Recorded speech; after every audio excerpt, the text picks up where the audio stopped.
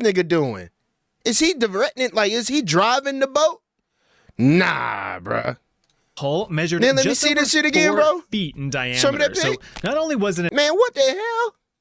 Are you telling me these niggas had to sit in this little ass tube and just be in that bitch?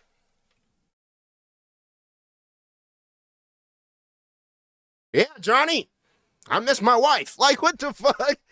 an ergonomic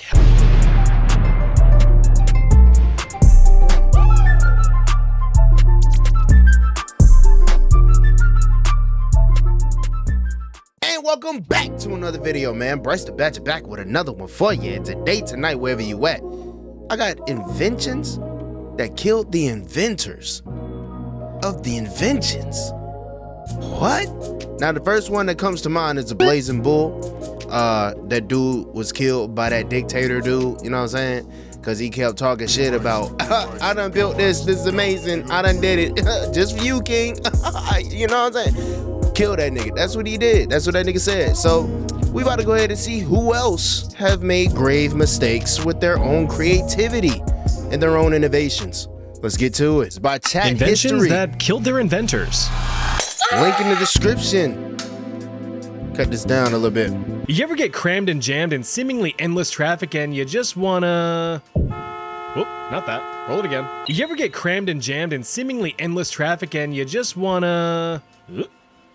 Well, that's what this saucy rack of ribs tried to invent in the early 1970s. This is Henry Smolinski, a certified American aerospace engineer with a small car and a big dream.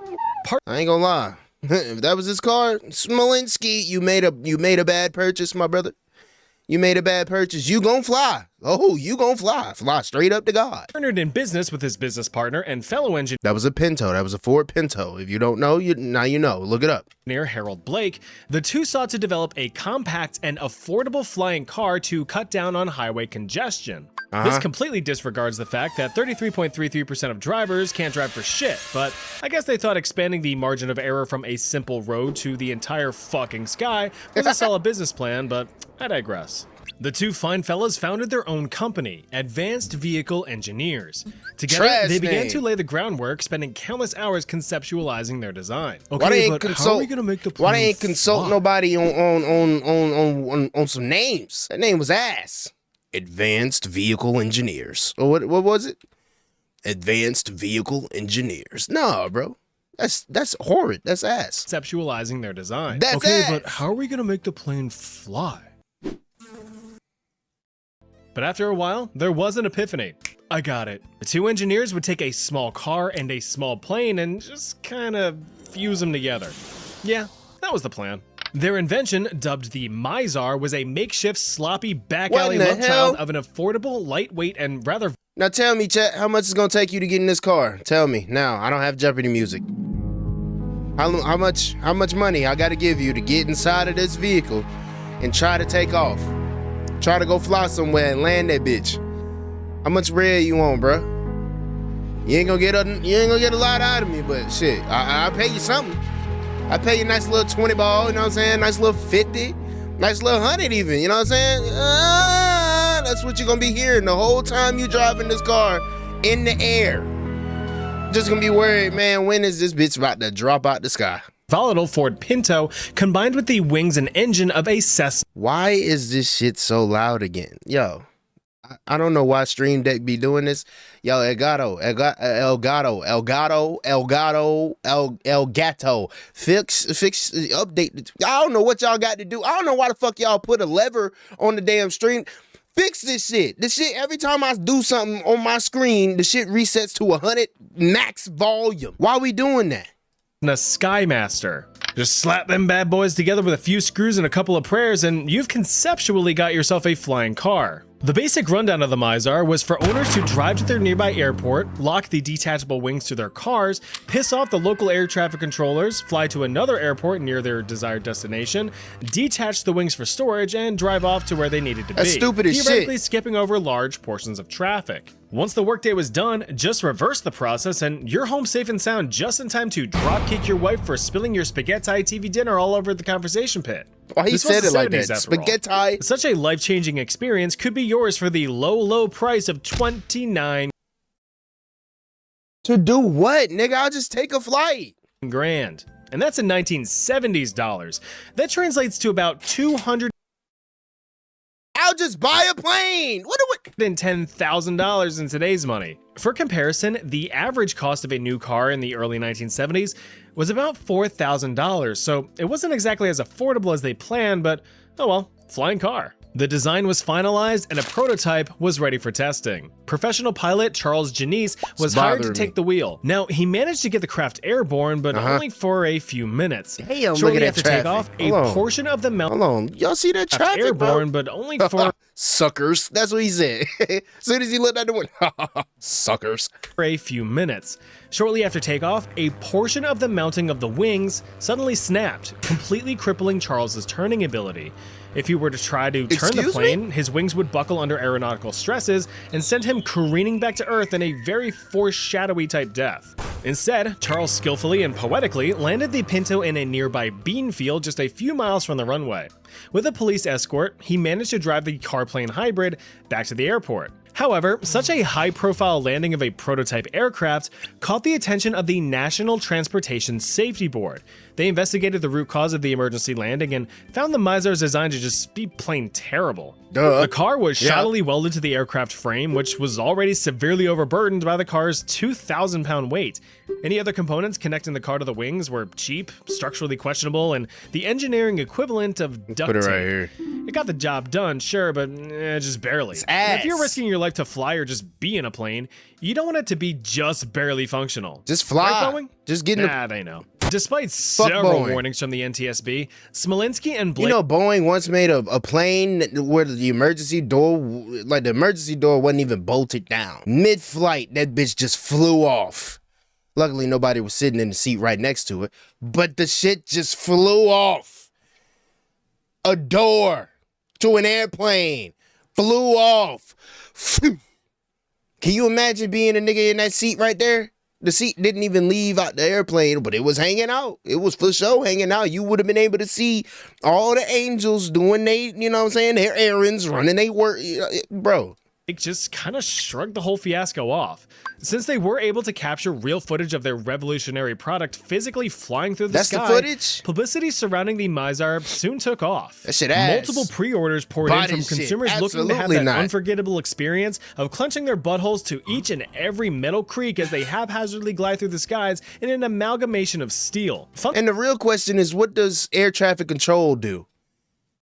Like, you would have to suit these vehicles with radar, then sync those to whatever the air traffic control sees so that you can now see when people are flying their vehicles alongside whole ass jetliners, nigga. Jets, Airbus. That bitch called an Airbus. You know how big a bus is?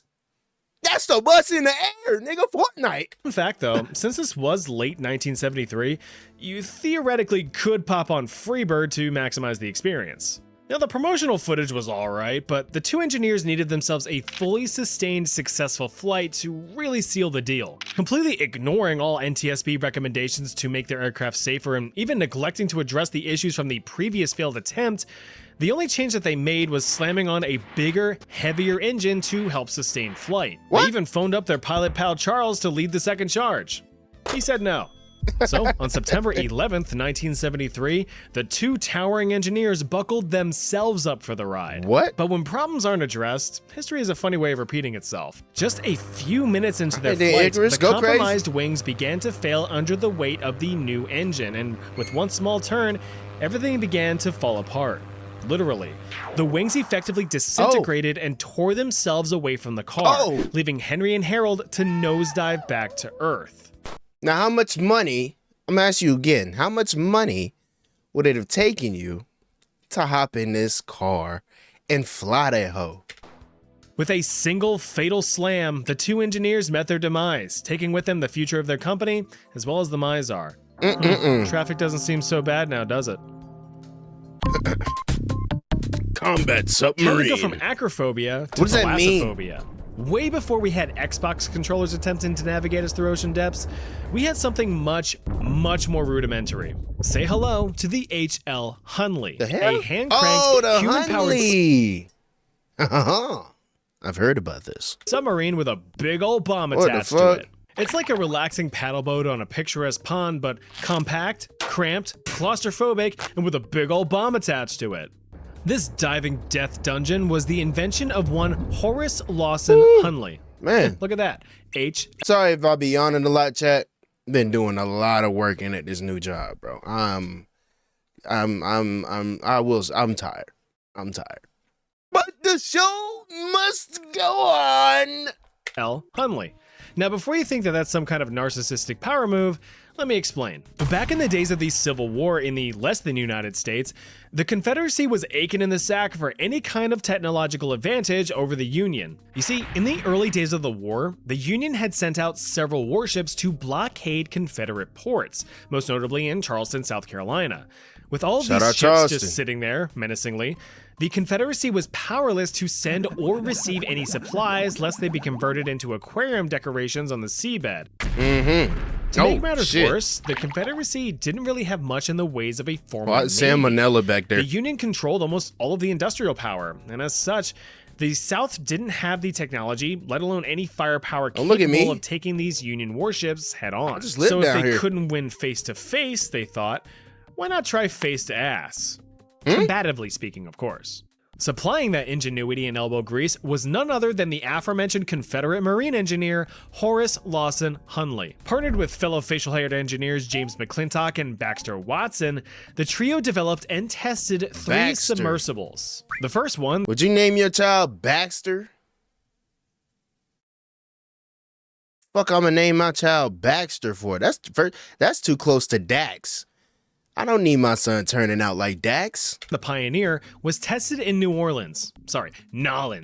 But as the North took over the area in 1862, she had to be intentionally sunk to avoid having her design stolen. The second sub, the American Diver, improved on the Pioneer's flaws, but ultimately sank in a rather unlucky surge of bad weather not long after.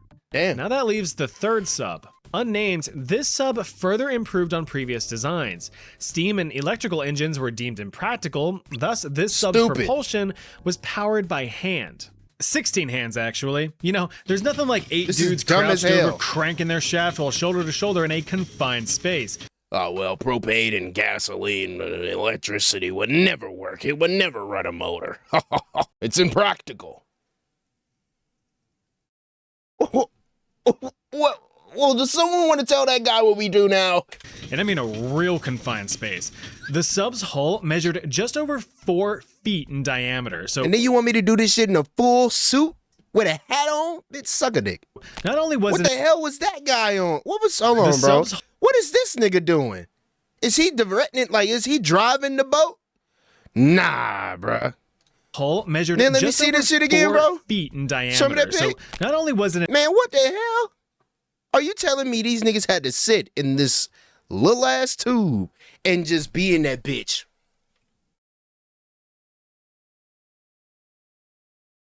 Yeah, Johnny, I miss my wife. Like, what the fuck? An ergonomic hellhole, but all that huffing and puffing from that shaft roughing was actually a huge detriment to the crew. Yeah, because they're just breathing CO2. Because this sub had no air ventilation system. So dives, although only 6 to 10 feet below the surface, were on a biological clock, with most dives lasting no more than a single hour. I'm sorry, did you just tell me dives only 6 to 10 feet below the surface? Bitch, you might as well swim. What the fuck? Missions needed to be quick and efficient or risk disaster. Unfortunately for the vessel, her early crew didn't even make it to the diving stage. Well, not successfully anyway. The captain accidentally triggered a dive while the hatches above were still open. Yo, the Confederacy and the South in general is full of the stupidest people you will ever meet. Flooding the sub and drowning 5 of the 8 crew. This nigga killed half the damn crew. Kind of foreboding. The sub was almost immediately raised and thrown right back into service, but this time, Hunley himself took to the helm to perform a training exercise on October. Let me teach these niggas how to do this shit. Yep, that's what's on his tombstone. He tried to teach some niggas some shit. Oh, dumbass nigga. Let me teach these niggas how to do it the proper way. You're an idiot too. You're right alongside the rest of them. What the hell you think changed? Did you think you weren't Confederate? All of these niggas are retarded. We already know this. 15th, 1863. The exercise was a success. All Hunley needed to do was float the sub back to the surface. Hello? It never came back to the surface. At just 39 years old, Hunley, along with the other 7 men of the crew, drowned after a mechanical failure had compromised the sub's buoyancy. Mechanical failure. Well, waste not, want not. The Confederacy raised the sub a second time, shook out the bloated corpses, and returned it to service. But this time, I'm telling you, these niggas are retarded. Being formally named the H.L. Hunley in the inventor's honor. You gonna honor a nigga for dying in the same sub you finna send niggas to die in? I don't... See, it wasn't narcissistic, just horribly tragic. Hunley was Dunley, but it wasn't the end of his legacy. He died in the sub, let's name it after him. And then when the next person dies, we'll change the name. Hey, what? The sub, on its 3rd voyage, was tasked with finally making a dent in the Union's South Atlantic blockading squadron. Bunch of bastards. Fully manned, the Hunley carved through the water and commenced its attack on one of the unsuspecting ships. The Hunley managed to blow a hole right into the wooden hull of the USS Housatonic, becoming the first submarine to sink an enemy ship in combat. Oh, but shit. There was collateral damage. I was thinking, like, the bomb is connected to the shit. So what happened to the ship? A lot of it. Although successful, the attack didn't exactly go according to plan. You see, what was supposed to happen was that the charge was to stick to the Housatonic. The charge, still connected to the Hunley with a length of rope, would be detonated after the Hunley backed away a safe distance. After hitting that distance, the tension on the rope would trigger a detonation mechanism, setting off the 135-pound black powder charge. But since this charge was set off on impact, historians agree that the resulting shockwave from the explosion passed right through the sub, drastically shifting the pressure of the air within the vessel and subjecting the crew to a little something called blast lung. Basically, the lungs of each crew member were instantly obliterated. Oh my fuck! Fuck! God! Nah, take off the headphones. What? Damn, bro, can you imagine that? Can you imagine that? You doing all this work for these stupid ass people. You one of the stupid people though, I ain't gonna lie, why are you in this? You doing all this dumbassery, and then you thought you completed the mission. Same time the bomb explode, your lungs do too. God damn, bro. Wee. Killing all 8 men right where they sat. With its crew now gone kablooey, the Hunley sank and remained lost for over a century until being rediscovered in 1995. Sit in this too, bro. The wreck was raised from the ocean floor in 2000, spooky scary skeletons included. Crazy. Steel mill. Now we go from thalassophobia I was about to start jigging. to spelunkophobia. Lots of phobias today. You never fully comprehend just how friggin' dark mining used to be back in the days of old. Nowadays, professional mining headlamps are able to churn out about 1,000 lumens. I mean, heck, even your phone screen produces about 600 lumens at full brightness as you flash your retinas at 2 a.m. and wonder why you can't sleep. Now, compare those numbers to actual candlelight, the most basic of lighting technology used since ancient times. Even back torches. then, mine shafts still reached hundreds of feet into the earth, and all you had were a handful of candles to light your way through and a nigga in a suit of armor telling me what to do. The dark. So compared No, that nigga was hot. Boy. to a modern headlamp at 1,000 lumens, a single tallow candle emits only about 15 lumens. Drastically different. Instead of a single lamp lighting up a whole cavern, you had several itty-bitty candles illuminating a small line on the wall. While this was impractical from a vision standpoint, it was also super duper dangerous. When mining for coal, as humans often do, it's very common to release pockets of something called fire damp. Fire damp, if you're unaware, is a mixture of naturally occurring gases, primarily methane. That stuff just naturally ekes out of coal-bearing rock over time. Actively chipping away at it doesn't do you any favors. Now, I'm sure you are aware that introducing methane to an open flame goes about as well as introducing a healthy cactus into your asshole. Right. Miners were always in danger of a sudden explosion from leaking gases. Yo, can you imagine having this job, bro? I know a lot of our parents and shit, aunties, uncles, whatever, they be like, man, work whatever job till you can do better, bitch. I'm gonna be stuck in this hole, number one. Number two, I might die. I won't be able to work a better job then now, will I? Across their candles. Well, that's when English lad Carlisle Spedding put his foot down. He came up with it. Y'all needed John Henry. That's who y'all needed. This baby in the 1730s. The Carlisle Fuck Steel Mill. Why have a somewhat steady emission of dim light from a No, deadass. What is this supposed to do? How is this supposed to help a nigga mind? line of candles? How's this supposed to help a nigga see? When you could just have a dude ripping away on this bad boy. The design was simple, inefficient, and retrospectively stupid. Setting the design is very human. device on his lap or his leg, the operator pressed a piece of flint against a steel wheel and cranked the crank, hopefully generating a feeble, fleeting stream of sparks. And those sparks served as your light source. I tell you, hey, back then it was some of the dumbest people walking this fucking planet, my nigga. How the fuck is this supposed to replace a candle? Huh? A torch. How the fuck is that supposed to replace that, bruh? You telling me I gotta sit here? That's the sparks. The sparks. So just intermittently, I'm just getting flashes of tiny ass light. And I'm in this bitch supposed to be mining for hours on end. Are you dumb? Are you retarded? Is the man retarded? I'm gonna have to put that shit on my soundboard, bro. Is the man retarded? Nope, I'm not kidding. So imagine swinging your friggin' sweet third age pickaxe while Sparky Steve over here is sniffing your shoulders and just showering Man, you this with is fragments crazy. of burning rock and metal. Hey. You're doing a good job. The basic idea was that while open flames definitely cause explosions, sparks might not. In theory, they just don't sustain long enough to trigger an explosive reaction. In theory. Now you might be sitting there with potato chips on your belly like, why not just use a lantern? That's a good question, and those are good critical thinking skills. But lanterns weren't exactly gas-proof either. Methane could still leak in through the frame and lick the flame. While Spedding was an inventor, he still served as a hands-on mining engineer, supervising shafts and checking out holes. So this nigga should have known himself that shit wasn't gonna do nothing. So why the fuck did you make it? You yourself is a miner.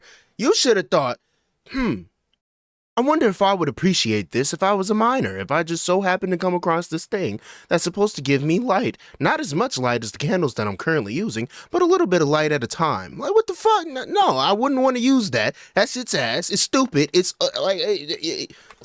But on August 8th, 1755, in a coal pit in the town of Whitehaven in England, Spedding learned the hard way that even his invention couldn't hold a candle to modern safety practices. Whoop.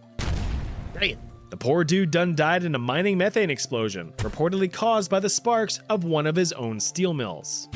He was 59. Damn. Despite the tragedy, the steel mill Y'all didn't see that. continued That to be nigga used head for was another chopped. 60 years until the invention of the safety lamp in 1815. There were alternatives like calcium carbide lamps, but they were still open flame light sources, so you were just back to square one. 60 rotary printing press. Books. Books are neat. Granted, less and less people even read these things nowadays. Sadly, They were once the absolute only way to store media tons literacy of is at an information for all-time scholars and casual readers alike. comprehension skills, The invention of the common printing sense. press What'd I say? Let me see if I can pause it there. The Son of a bitch. inventors alike. I'm gonna try one more time, chat. He put something right there. Pre-fire. Fuck. I gotta see what he said. He put it there for a reason. I gotta see what he said, chat. The invention Fuck. All right, of the fuck it printing then. Fuck press it. You ain't want me to see it. revolutionized the industry You ain't want me to and see allowed it, chat even history. the poorest fellows who dive into scientific discoveries or fictional realms. Once they learned how to read, of course. I like the pictures. But as humanity continued to evolve, so Ooga did the booga. technology. Ooga booga. Higher demand required faster, more efficient machines to carry the burden. To help bridge that gap, a rotary printing press was invented in 1843 by American inventor Richard March Fix Hoe. your hair, nigga. Ho's design drastically sped up the process. Previous flatbed printers usually capped out at about 1,000 sheets per hour, whereas the rotary press was slinging out 8,000 per hour. Damn. Over time, rotary presses grew into more complex and monstrous machines, capable of producing up to 30,000 pages an hour. Good job, but not good job enough. While the throughput was respectable, the machines were very inefficient. Every paper was hand-fed, requiring extensive staffing to keep the machine running. There was also the drawback of each page only being printed one-sided, so printed pages needed to be flipped and re-fed onto another side of the machine to complete it. It was a whole song and dance to make the machine work optimally. Okay. But peeking in on the right side of the screen was American inventor William Bullock. He took one look at Ho's machine and scoffed.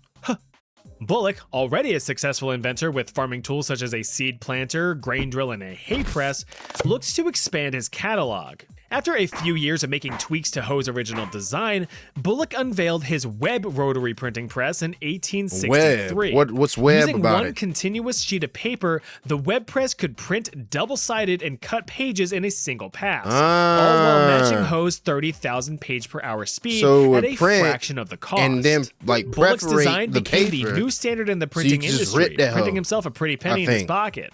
But there's never going to be a more iconic duo than a cluster of moving mechanical parts and a fragile human body. Luckily for Bullock, though, he wouldn't be ending up black and blue and red all over, just his leg. One day, while making adjustments to one of his newly installed printing presses, Bullock needed— I ain't gonna lie, bro. That shit looks like a monstrosity that I would never want to touch. Just too many cogs, too much metal. I'm saying, I ain't trying to be a paper. I don't want to be Flat Stanley today. You know what I'm saying? To strap a dry belt onto a pulley.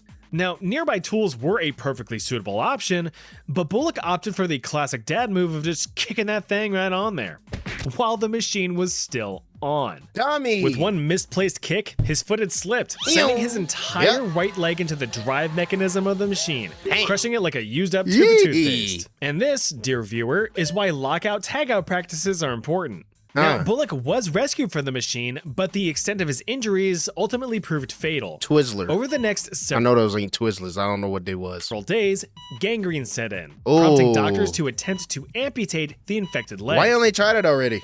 He didn't make it through surgery. Bullock's fate was signed, sealed, and delivered on April 12th, 1867. That nigga wasn't gonna make it through surgery regardless. Lightning electrometer. Now, this is certainly one of the stranger deaths on the list.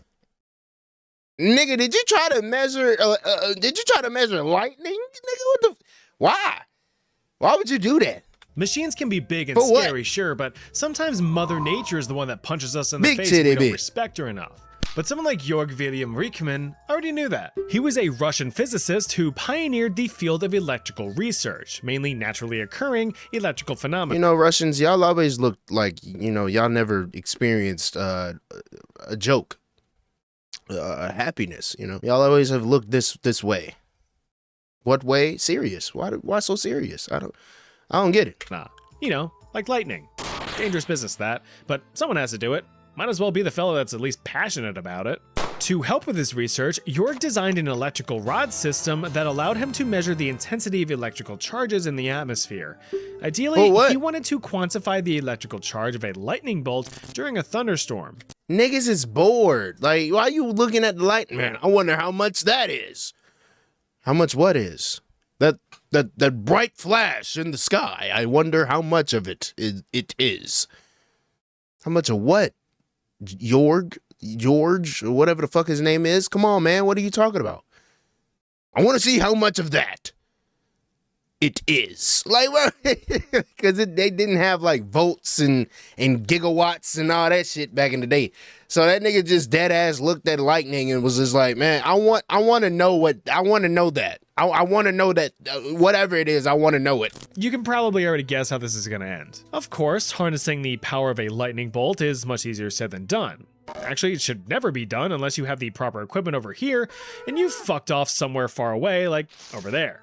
But a little bit of safety wasn't going to stop dear York's dream. His design was kind of simple. It was basically an insulated iron rod slammed through the roof of his house. The rod was responsible for collecting any electrical charge present in the atmosphere. But then to do what with it? Charge would then be diverted to a rudimentary electrometer, a secondary insulated iron rod with a linen thread attached to it. When the rod absorbed a charge, the thread would be deflected. That angle of deflection could be measured, allowing the scale of the charge to be quantified. I know this is a bunch of science stuff in a history video, but bear with me. On the fateful day of August 6, 1753 in St. Petersburg, Rieckmann caught wind of a storm of— Oh yeah, they damn sure ain't had no volts, no damn, no jolts, no watts, none of that, bro. No amps, none of that. brewing outside. DC He quickly AC. rushed home to conduct a study, bringing with him a witness to record his measurements. The two set up shop in the lab and began their observations. If you ever decide to play around with electricity, the most important thing you need to do is make sure that you, or whatever you're working with, Is grounded. is properly grounded. This gives any sudden, dangerous electrical surges somewhere to go. Somewhere that isn't you. What Rieckmann failed to do, as you could probably guess by my warning, was ground his electrometer. Lightning struck Rieckmann's device. The rod was now overcharged, and that charge was looking for the quickest escape route. Unfortunately And for it hit Rieckmann, a human? he was the escape route. No. According to his witness's testimony, something very strange happened. I wouldn't get too close to that, dude. As Rieckmann approached the rod to look at the measurement, a bluish white ball of fire about 4 inches in diameter shot from the rod and into his forehead, electrocuting him instantly. The sudden discharge of all of that electricity at once caused a concussive blast that tore through Rieckmann's lab, knocking the witness unconscious and ripping doors from their hinges. Rieckmann lay dead on the ground, with his clothes singed and a burn mark on his forehead where the bolt had entered his body, No, and his left shoe bruh, that's blown open crazy. from where it had exited. That's He was just crazy. 42. Now, because of the wording used in the eyewitness testimony, That nigga got hit with a spirit bomb, a kame, ha! some historians attribute the death to a very rare phenomenon known as ball lightning, but others believe the incident to have merely been a clustered bolt. Either way, don't mess with lightning. It stings. Damn, that's crazy, bruh. Why the fuck you getting that close to the rod anyway? You know that bitch got electricity in it. I guess they ain't know how electricity work, right? That's why he trying to look at it and see what it does, what it's doing, why it's doing it. Stupidity, bruh. No common sense. Anyway, man, if y'all like the video. Subscribe if you fuck with the vibe. Let me catch y'all in the next one, bro. Peace.